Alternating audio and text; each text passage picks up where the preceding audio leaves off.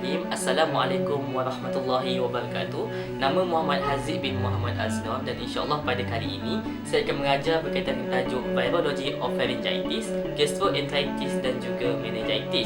Dan insyaAllah pada vlog akan datang saya ingin Fatullah Nordin untuk menjadi vlogger seterusnya. Okay, yang pertama kita perlu tahu topik virology ni adalah berkaitan dengan Virology of Pharyngitis, Gastroenteritis dan juga Meningitis. Okey, untuk pharyngitis kita kena tahu bahawa dalam pharyngitis ni ada tiga virus yang boleh menyebabkan pharyngitis itu sendiri. Okey, dan kita tahu yang pharyngitis ni adalah most common cause of sore throats, dan juga kita boleh katakan pharyngitis ni may be acute dan juga chronic. Yang mana acute ni boleh dikatakan dia adalah rapid onset dan juga short course, manakala chronic ni boleh dikatakan sebagai long course. Untuk acute, mostly caused by viral, boleh dikatakan dalam 40 hingga 80% by viral. Tetapi kalau untuk 20 hingga 60% sahaja boleh katakan infections by bacteria, fungal ataupun irritants. Contoh irritants ni pollutants ataupun chemicals, substance, something like that. Lepas tu kita perlu bezakan between viral dan bacterial pharyngitis, yang mana bacterial pharyngitis dia ada pus yang mana adalah whitish spot. Tapi kalau viral ni dia tak ada whitish spot. So ini adalah membezakan between bacteria dan juga viral pharyngitis. Ini penting untuk kita tahu disebabkan kita fokus pada virology. So pada hari ini kita akan fokuskan berkaitan dengan viral pharyngitis sahaja, yang mana most common cause of viral pharyngitis adalah adenovirus. Okey, adenovirus dia boleh dikatakan penyakit tu akan ada neck lymphadenitis, dan juga dia punya throat dia tak kali merah, tetapi patient tu akan rasa sangat sakit, very painful. Dan juga untuk adenovirus tu pula kita kena tahu dia punya structure dia, yang mana structure dia is icosahedral, yang mana icosahedral ni adalah dia ada 20 site, dan juga dia non-envelope bermakna yang adenovirus ni dia adalah more stable, dan juga dia ni boleh katakan tahan pelbagai situasi. Dan juga adenovirus ni dia ada double stranded linear DNA genome. Okey, lepas tu pula human adenovirus ni kita boleh klasifikasikan dia kepada 6 subgroup, yang mana setiap 6 subgroup ni ada 56 serotypes. Okay, kita tengok sendirilah dia punya macam mana bentuk virus ni macam mana kan. Untuk pathogenesis of adenovirus, kita kena tahu yang adenovirus ni adalah infection yang mana sangat-sangat common lah, very common. Dan juga infection dia adalah asymptomatic, maksudnya dia tidak ada simptom-simptom yang kita nampak kan. Dan untuk adenovirus ni pula, dia punya transmission dia boleh dikatakan melalui droplet, contact dan juga fecal-oral. Untuk droplet ni boleh dikatakan seperti contohnya macam batuk, bersin dan sebagainya. Lepas tu contact ni kita boleh katakan sebagai sentuhan, dan juga fecal-oral ni lebih pada kebersihan kita daripada makan dan sebagainya, tangan kita kotor semua kan. Itu adalah cara bagaimana adenovirus tu boleh transmit kan. Okey, lepas tu pula kita tahu yang adenovirus ni dia difficult to distinguish from influenza, parainfluenza dan juga respiratory syncytium. Okey, lepas tu kita kena tahu yang adenovirus ni boleh menyebabkan macam-macam penyakit lagi. Sebagai contohnya inilah kita boleh baca ni kan, acute febrile pharyngitis, pneumonia, conjunctivitis, disebabkan oleh adenovirus tu sendiri kan. Okey, dan lepas tu lastly untuk adenovirus ni kita perlu tahu dia punya diagnosis dan juga treatment. Untuk diagnosis kita kena tahu lab diagnosis, yang mana kita ada virus isolations by culture on human fibroblast and founding the CPE. CPE itu adalah short form untuk boleh katakan dalam maksud dia adalah cytopathic effect. Untuk PCR ni short form untuk polymerase chain reactions, dan PCR ni adalah untuk kita nak cari DNA detection, DNA virus tadi kan. Okey, lepas tu kita another lab diagnosis which is antibody reactions by CF, NT dan juga HI. Okey, CF ni adalah short form untuk complement fixations. Okey, untuk NT ni pula ada short form untuk neutralization test, dan lastly HI ni adalah hem agglutinations inhibitions. Okey, itu dah short form lah. Short form untuk antibody detections. Okey, lastly adalah management. Management yang perlu kita lakukan adalah yang pertama, yang adenovirus ni dia tak ada specific antiviral agents, dan juga dia tak ada vaksin yang khas untuk adenovirus ni sendiri. Okey, itu sahaja untuk adenovirus. Okey, sekarang kita beralih dekat herpes virus. Okey, kita perlu tahu yang herpes virus ni dia ada 8 human herpes virus species. Lepas tu kita perlu tahu dia punya structure. Lebih kurang sama dengan adenovirus. Dia punya capsid dia icosahedral. Seperti saya bagi tahu tadi, dia ada 20-sided kan. Lepas tu genome dia double stranded DNA, dan lastly envelope, which is glycoprotein spike. Okay, under herpes virus ni kita boleh classifykan dia kepada 3, iaitu alpha, alpha, beta dan juga gamma. Okay, untuk alpha kita ada human herpes virus 1 dan 2 dan 3. Okey, nama dia adalah human herpes virus 1 and 2 dan juga varicella-virus untuk yang herpes human virus yang ketiga. Okey, under beta pula kita ada cytomegalovirus atau nama lain dia adalah human herpes virus 5, dan juga kita ada roseola-virus, human herpes virus 6 and 7. Okey, itu untuk beta. Untuk gamma pula kita boleh bahagikan pada 2, iaitu EBV or Epstein-Barr virus, dan juga boleh kenali sebagai human herpes virus 4, dan juga kita ada Kaposi, associated virus, dan nama lainnya adalah human herpes virus 8. Okey, untuk Epstein-Barr virus, dia adalah most common virus in human. Kita kena tahu yang dia adalah most common virus in human, dan juga dia ada dual tropisms for human beta lymphocyte and epithelial cells. Dan EBV ni dia adalah asymptomatic dan juga boleh menyebabkan infectious mononucleosis. Okey, infectious mononucleosis ni dia adalah, nama lainnya adalah glandular fever.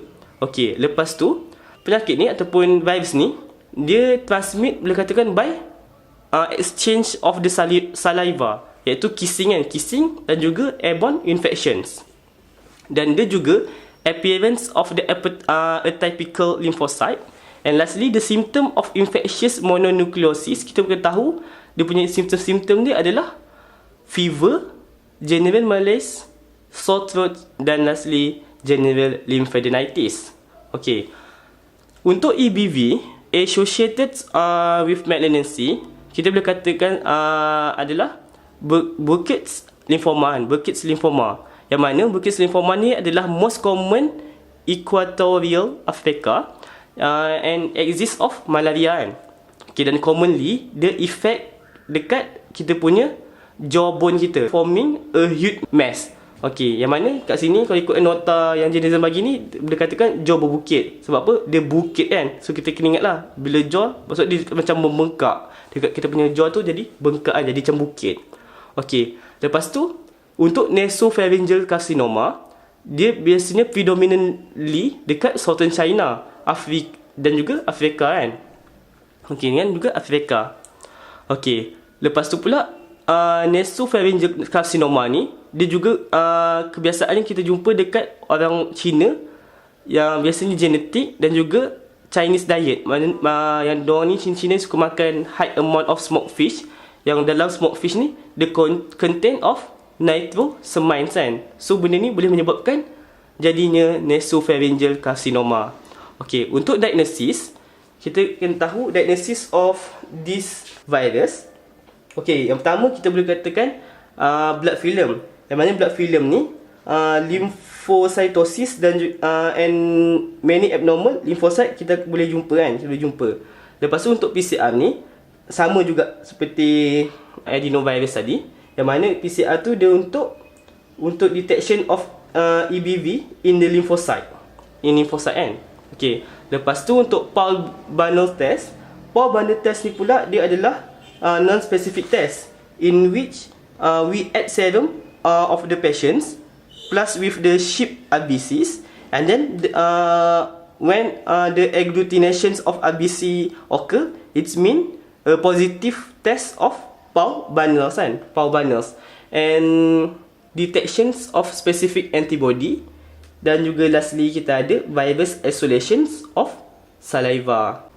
Okay, sekarang gini kita balik pula dekat myxovirus. Okay, myxo, kita kena ingat yang myxo tu maksud dia adalah mucus. Dalam bahasa Greek, myxo.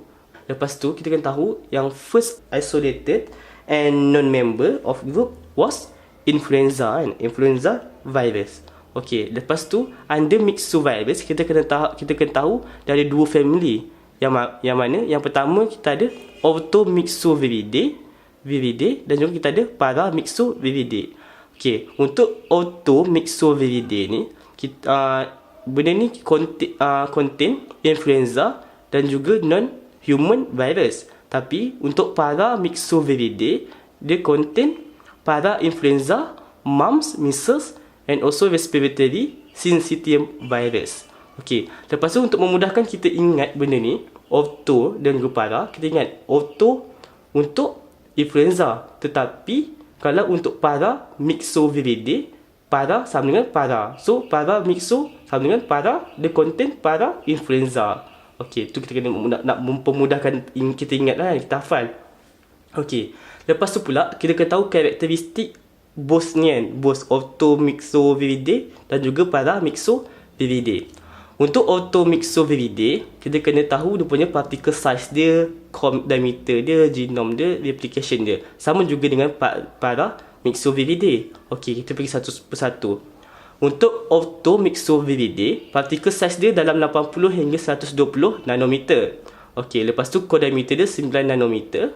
Dan juga dia punya genome dia segmented sense RNA dan juga replication dia dekat nuklear. Tapi untuk Paramyxoviridae ni pula, dia punya particle size dia dalam 125 hingga 250 nanometer. Untuk diameter dia pula lagi besar banding Orthomyxoviridae kan, dalam 14 hingga 20 nanometer. Okey, untuk genome pula dia adalah non-segmented sense RNA dan replication dia occur in cytoplasmic. Okey, benda ni kita kena hafal lah differentiate dia punya difference ni kan between Orthomyxoviridae dan juga Paramyxoviridae. Okey, kita kena hafal dia punya difference dia. Untuk influenza, kita kena tahu influenza ni, okey, seperti yang kita baca tadi, influenza ni dia adalah Orthomyxoviridae dan juga spherical in shapes, dan juga influenza ni dia ada lipid envelope which projects prominent glycoprotein spike. Yang mana dia punya spike ni kita boleh bahagi pada dua. Yang pertama adalah hemagglutinin dan juga yang kedua neuraminidase. Okay, ada dua spike. Okey, untuk virus mutations kita ada antigenic shift yang mana ada new H dan juga new N, dan juga kita ada antigenic drift. Lepas tu serotype untuk virus mutation ni kita ada boleh dikatakan 16H dan juga 16H iaitu serotype, dan juga kita ada 9N types of influenza A virus, and giving a large number of subtypes due to different associations. Sebagai contohnya kita ada H1N1, H3N2 dan sebagainya. Dan setiap 15 subtypes influenza A, dan setiap subtypes of influenza A ni kita boleh katakan kita tahu dia adalah dia infect bird, dan boleh katakan juga dia providing a reservoir of influenza virus circulating in bird populations. Okey, lepas tu untuk myxovirus ni salah satu penyakit yang boleh dikatakan adalah influenza. Bila influenza ni kita boleh karakteriskan dia by fever, myalgia ni adalah muscle pains. Lepas tu kita ada headache dan juga kita ada pharyngitis. Kemudian dalam influenza ni pula no coryza. Coryza ni boleh dia adalah maksud dia adalah acute rhinitis. Acute rhinitis ni maksudnya yang kita sakit hidung sebagainya kan, rhinitis kan, inflammation of the nose kan. Lepas tu dia punya speed dia rapid, sangat cepat, sangat laju melalui droplet. Seperti saya cakap dah, droplet ni berkaitan dengan boleh katakan batuk, bersin dan sebagainya lah kan, with inhalation into pharynx and ataupun lower respiratory tract kan. Okey, lepas tu dia punya incubation period dia sangat short kan, sangat cepat, iaitu dalam masa 1 hingga 3 hari kan, yang boleh menyebabkan benda ni bila laju dia punya penyebaran influenza ni laju, dia boleh menyebabkan pada epidemics. Okey. Untuk diagnosis, macam mana kita nak diagnosis, kita ada dua. Yang pertama, kita ada viral isolation dan juga kita ada serology. Untuk viral isolation, kita ada samples. Yang macam mana kita sampel ni kita ambil melalui respiratory secretion kan. Sebagai contohnya, kita boleh ambil melalui direct aspirate, gargles ataupun nasal washing kan. Okey, lepas tu second, kita ada rapid examinations of cell by immunofluorescence, then inoculations of cell culture ataupun egg embryo. Okey, untuk serology pula, kita detections of antibody by HAI. HAI ni adalah hem agglutination inhibition test. Itu adalah serology. Untuk treatment, kita ada amantadine, rimantadine. Dua-dua ni sangat-sangat bagus untuk influenza A. Untuk Tamiflu pula, dia akan inhibit neuroamidase tadi, dan juga dia akan decreasekan, dia akan kurangkan severity dan juga tempoh symptom dan duration of symptoms kan. Okey tu. Untuk lastly, vaccines untuk myxovirus, kita yang mana diproduce by the assortment of egg adapted strain, dan juga kita bagi subcutaneous dan lastly new antigenic types, which is we have 2 dose are necessary. Okey, sekarang kita beralih pula kepada gastroenteritis. Okey, dekat gastroenteritis ni, apa yang kita perlu tahu, ada 3 virus utama yang boleh menyebabkan gastroenteritis. Yang pertama, rotavirus, astrovirus dan lastly norovirus. Okey. Untuk diarrhea virus, kita perlu tahu 4 virus ni yang boleh menyebabkan diarrhea. Yang pertama, kita ada astrovirus, kita ada adenovirus, reovirus dan calicivirus. Okey, first kita move on pada reovirus, yang mana reovirus ini sendiri dia boleh infect the respiratory tract, intestinal tract dan juga tanpa menyebabkan sebarang disease yang kita tak ketahui dah. Dan juga reovirus ni dia ada 150 spesies, yang mana yang paling important, yang paling penting adalah rotavirus. Okey, untuk rotavirus ni kita kena tahu yang dia ni adalah most common cause of severe diarrhea, dan dia punya epidemiologi dia rotavirus ni boleh dikatakan kita jumpa dekat developing countries, dan 20 hingga 25% boleh menyebabkan kematian, dan yang mana 60% children, dan yang mana below dan 5 tahun kan, 5 tahun. Okey, untuk structure dia pula, kita kena tahu yang rotavirus ni dia ada 3 shell. 3 shell yang kat mana dia ada outer capsid, dia ada inner capsid, core, dan juga dia surround by 11 segment of double stranded DNA. Kat dalam virus tu dia ada 11 segment of double stranded DNA. Okey, dan juga bila infections of rotavirus ni, dia boleh menyebabkan endemic dan juga epidemic gastroenteritis dan juga infertile diarrhea. Infertile diarrhea ni dia merujuk pada yang mana most common diarrhea yang berlaku dalam kanak-kanak, dalam baby, infants dan juga toddler. Okey. Dan untuk transmission, mode of transmission rotavirus ni dia by fecal oral, yang mana rotavirus ni juga dia self-limiting infection yang jarang berlaku dekat dalam orang dewasa dan boleh membunuh infants unless bila kita tak properly treat bayi tersebut kan. Okey, dan kita perlu tahu dia punya diagnosis, yang mana diagnosis untuk rotavirus ni yang adalah virus detection in stool by EM ataupun by isolations of culture. Okey, untuk treatment rotavirus, kita perlu treat patient tersebut dengan oral rehydration therapy with isotonic glucose or mineral salt solutions. Yang ni treatment dia. ORS ni kita perlu tahu treatment of rotavirus. ORS. Okey, itu untuk rotavirus. Okey, sekarang kita pergi pada astrovirus.